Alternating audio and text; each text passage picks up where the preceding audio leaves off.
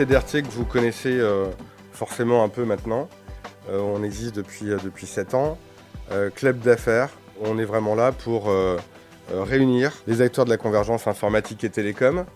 Faciliter le networking parce que finalement, on le savait, il n'y avait pas d'endroit qui permettait de tous nous réunir. Les intégrateurs, les opérateurs, les éditeurs, les équipementiers, tous les acteurs de cet écosystème.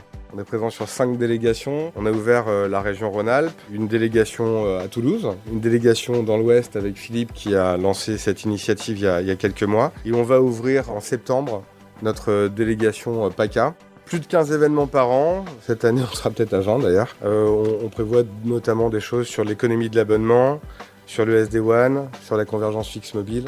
On est dans une période assez étonnante, moi je trouve qu'il se passe assez peu de temps, sur lequel on a toutes les ruptures technologiques en même temps, que ce soit sur le fixe, que ce soit sur le mobile, que ce soit sur le cloud. En 2025, je crois, 50% des collaborateurs en entreprise seront des digital natives. Ils vont attendre un environnement de travail, une capacité de travail complètement différente.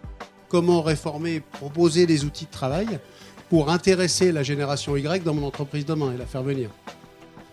Et là, c'est tout à fait étonnant et ça nous oblige à restructurer complètement notre approche et notre discours vis-à-vis de nos acteurs clients. On ne croit pas en l'unification, mais on croit aux intégrations. On pense que voilà, il va y avoir un acteur qui va s'imposer dans chaque domaine, mais ces outils doivent communiquer entre eux. Le cloud a vraiment un rôle d'accélérateur de l'adoption de tous ces outils de communication unifiée de collaboration. Point de vue du collaborateur qui utilise dans sa sphère professionnelle déjà des services à la demande, Deezer, Spotify, Netflix, et il va vouloir transposer dans le cadre de l'entreprise ce mode de consommation. Donc il va vouloir adopter en mode à la demande aussi des services de communication unifiée et de collaboration. Le point important, c'est une intégration. Les maîtres mots, c'est API, connecteur, combinaison de services, déclenchement, automatisation. Le gros moteur, c'est le smartphone. Et après, c'est les API et l'évolution des logiciels. Quand on parle de digital workplace, on parle de digital, c'est le truc important. Je pense que nous nous trompons. Et c'est là où je veux peut-être paraître provocateur, mais nous nous trompons parce que les gens à qui nous parlons, ce qui les intéresse dans Digital Workplace, c'est pas le fait que ce soit digital. Ce qui les intéresse, c'est quoi l'espace de travail dont j'ai besoin, c'est quoi l'espace de travail que me propose mon entreprise et qu'est-ce que nous allons en faire ensemble. L'important, c'est l'espace de travail, c'est pas la partie digitale. La partie digitale, on l'apporte nous, mais c'est un tout petit ingrédient d'un ensemble. C'est un moyen d'une fin plus large. Les nouvelles générations, certes, ont plein d'outils, mais pas que les nouvelles générations, parce que dans la salle ici, il y a aussi des cheveux blancs et moins blancs, etc. On est tous avec une productivité individuelle extrêmement forte dans tous les outils que l'on a. On n'a pas forcément envie d'avoir les mêmes, mais on veut avoir la même expérience parce qu'on peut être très efficace dans notre vie privée. Pourquoi on ne pourrait pas l'être au quotidien dans notre vie professionnelle, encore une fois, pour innover et répondre aux enjeux de l'entreprise ? Je pense qu'on a justement une culture qui est assez étrange là-dessus. C'est-à-dire que la communication, c'est pas notre fort. La collaboration par rapport aux anglo-saxons, c'est hallucinant. On est beaucoup moins cash, on dit moins les choses. Mais on a aussi, nous, de l'invention, de la créativité. Et dans ce monde de liberté, les Français, on est suffisamment frondeurs pour justement s'en emparer. Donc oui, les anglo-saxons sont clairement, historiquement, c'est leur cœur centré. Mais nous, Français, on a la créativité pour ça. Or, je pense que le monde de demain, il est sur comment est-ce qu'on fait pour être en créativité collective. On parle beaucoup ces temps-ci de l'open space. Il y a une étude récente d'Harvard Business Review qui a montré que plus les gens étaient en open space, moins ils se parlaient et plus ils utilisaient des outils de collaboration, de chat pour se parler.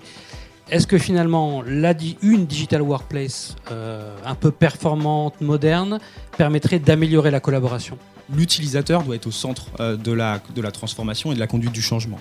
Et ça, on a tendance à l'oublier. Et il faut remettre l'utilisateur au cœur du développement et du design de ces solutions. Les générations Y, c'est ce qu'on appelait les générations Y. C'était des personnes qui cherchaient du sens. Les générations digital natives, ce sont des générations de start-up, de l'auto-entrepreneuriat. Et ça, c'est une réalité aujourd'hui. Donc, ils ont un rapport à la technologie et à l'environnement de travail dans lequel ils veulent avoir le sentiment d'être auto-entrepreneurs. Alors, ils sont digital natives, donc nécessairement, ils ont un usage des outils du quotidien qui est évidemment différent de ce que nous, on peut avoir. Parce qu'ils sont dedans. L'ubérisation dans le digital, c'est drivé par, encore une fois, une démarche globale. Donc et ça ne peut pas s'adapter à tous les métiers. Le changement, c'est maintenant, j'allais dire, mais il doit se prolonger tout le temps. Le digital workplace, c'est pas figé, ça doit être constant, et en constante mutation, et faire évoluer l'entreprise vers une amélioration des processus au service du business. Les Français disent on est les plus insatisfaits en Europe sur le workplace. Le premier source d'insatisfaction des open space, c'est pas que ça soit ouvert et que les canapés soient pas de la bonne couleur, c'est que c'est bruyant. Comme dans tout projet, finalement c'est une boucle. On prend des décisions, on les met en application et puis ensuite on mesure et on recommence. Donc en fait on doit continuellement mesurer le niveau d'adoption, le niveau de productivité, d'optimisation, d'amélioration et puis recommencer. Parce qu'en fait, c'est pas en une fois qu'on va gérer ce projet de transformation, c'est en plusieurs étapes, en plusieurs années, et certainement avec des outils qui vont évoluer aussi avec le temps. Finalement, c'est quelque part développer la liberté individuelle pour obtenir une meilleure performance collective. C'est étonnant, mais c'est censé marcher comme ça.